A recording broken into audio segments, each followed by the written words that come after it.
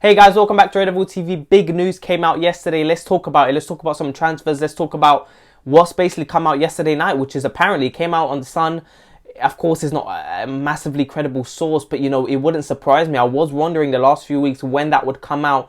Something related to, you know, Rangnick wanting to become manager. You know, we know about this board. We know about what happened with Oli. He had a good half of the season when he was in charge and they gave him the job. It'll be even more so with Rangnick. And look, I mean, let's talk about it.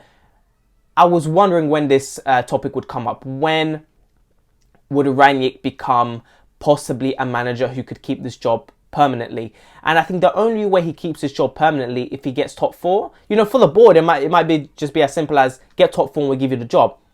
Personally, he shouldn't get the job unless he gets us top four and a trophy, FA Cup or Champions League, even more so Champions League. But we need a trophy. We haven't won a trophy in years. So look, do I want Rangnick as manager? Look, what I have worries about is if he's going to have the influence that we expected him to have in terms of the transfers. Look, there's a couple of days left until the transfer window closes. We haven't got a midfielder yet, and that's a worry.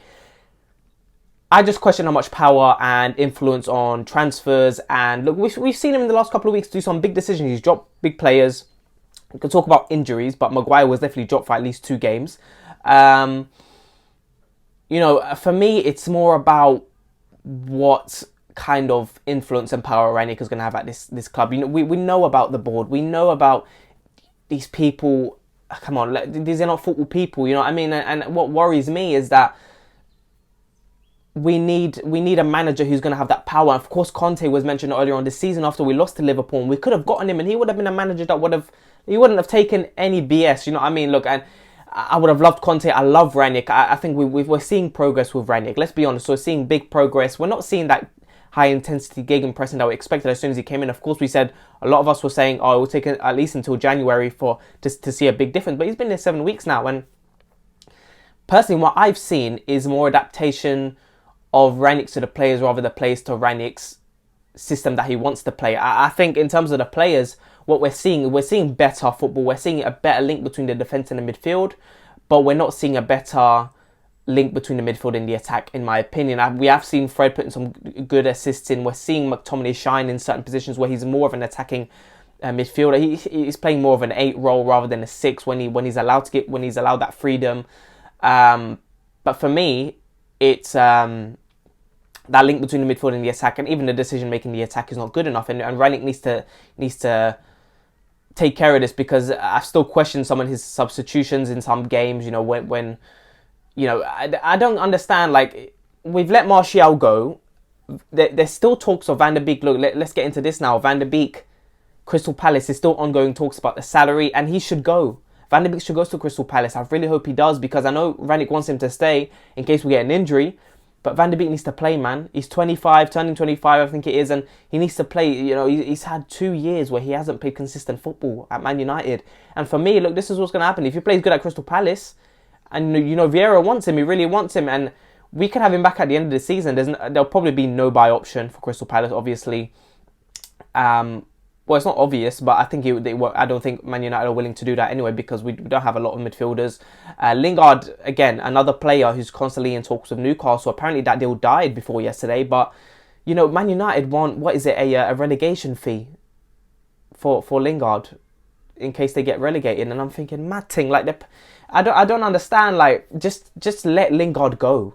What you don't play him. Van der Beek you haven't played. Lingard you haven't played. There's players in this team you haven't played. And another player is Bailly. He's finished in the AFCON. You know, he missed the penalty. We all saw it. In my opinion, our second best centre back behind Varane.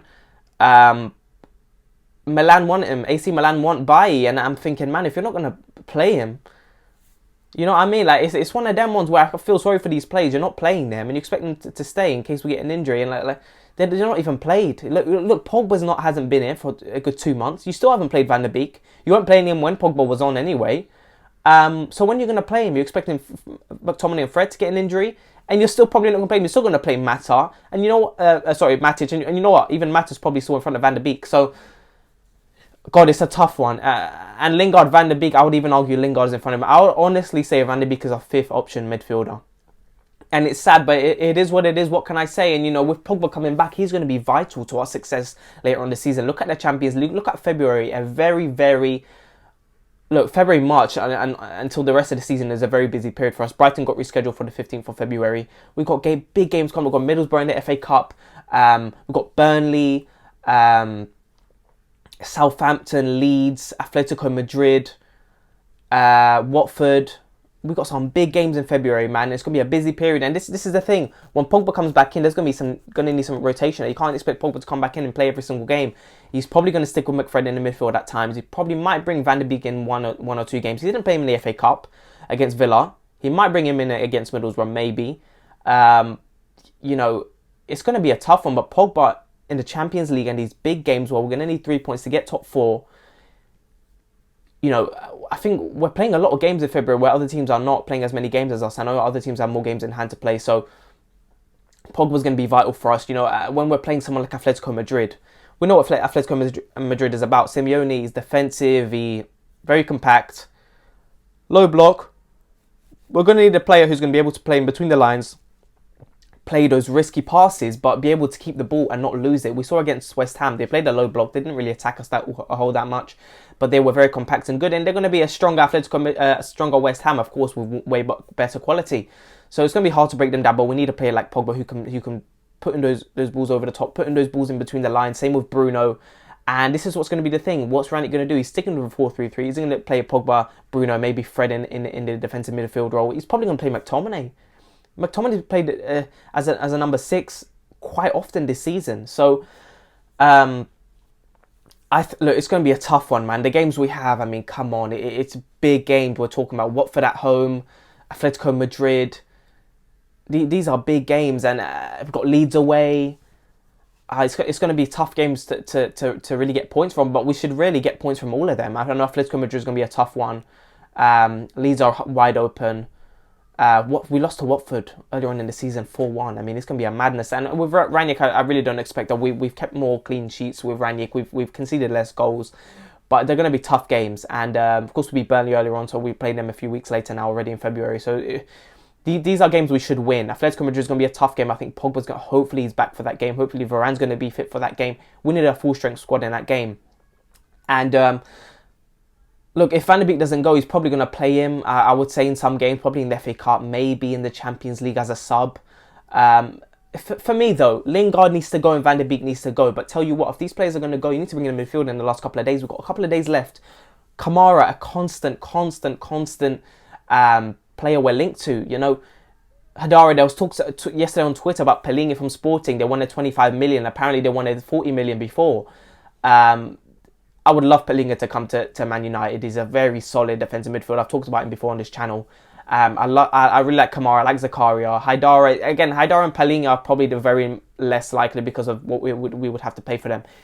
Unless you really rate them and you think they're better than Zakaria and Kamara and you want to buy them for 25-30 mil, then you get them. But for me, we've got a couple of days left. If the only way I see us getting someone is if one of Van de Beek and Lingard go. I think if we lose Van de Beek, there's a possibility we'll get a midfielder. But then again, is it? Because he hasn't played Van de Beek anyway. So I think if we get rid of Van de Beek and Lingard, then that's what I would see a midfielder. If they don't get a midfielder and they let those two players go, it would be absolutely ridiculous. So a worrying time for us. I mean, we should win those games in February. March is going to be an absolute nightmare. We've got Man City, we've got Atletico Madrid. I think we've got Liverpool as well that month. It's going to be a tough one. But guys, let me know what you think on the current situation, who we should get in these last couple of days, because we've got Ronaldo done in a matter of 24 hours. We need a player to come in and solidify top 4 for us. Look, the midfielder's not going to make all the difference, but someone, again, we keep saying the same thing, someone who can control the midfield, who can be defensively solid, something McTominay and Fred are very inconsistent at, someone who can control the game, looking to put all those passes forward, very strong on the ball, very physical, We need that type of midfielder, and in all honesty, we've said this, we need 2 midfielders. For me, I would love to get one midfielder now and get one in the summer. Ruben Neves, again, was a player, again, yesterday was talked about. Last minute bid for Ruben Neves. Another player is going to cost a good 40 million. Why are you going to go for that? If I was them right now, I would go for a Zakaria. 8 million, no risk. It doesn't mean he's going to play every single game because McTominay and Fred are there and he didn't cost that much. Doesn't mean he'll be a first team player. But you know what, man? Get Pellegrini. Get someone who's 30 mil, who's a fantastic defensive midfielder. Young, strong, he's almost like he's almost like a Rodri, like a Michael Carrick, a Declan Rice. He's that type of defensive midfielder. Someone like Ruben Neves is more of a box to box who runs a lot. Of course, Herrera was another player that was mentioned yesterday on loan to us, so that would be a bit of a madness. We shouldn't have got rid of him anyway. He was a fantastic midfielder for us. Someone who's not necessarily a defensive midfielder who can probably do that role, but is not a defensive midfielder. You know, he's someone who he's everywhere. He's getting outside the box. He's defending. He's doing everything. And again, a few players have been mentioned. You know, box to box. Hadara again is someone who's more of a CM, someone who's more of a box to box, who's going to attack, who's going to defend, who's going to do everything in that midfield, which Fred and McTominay have been doing for a good 2 seasons. So guys, let me know what you think. Please make sure to like and subscribe, and I'll talk to you guys later.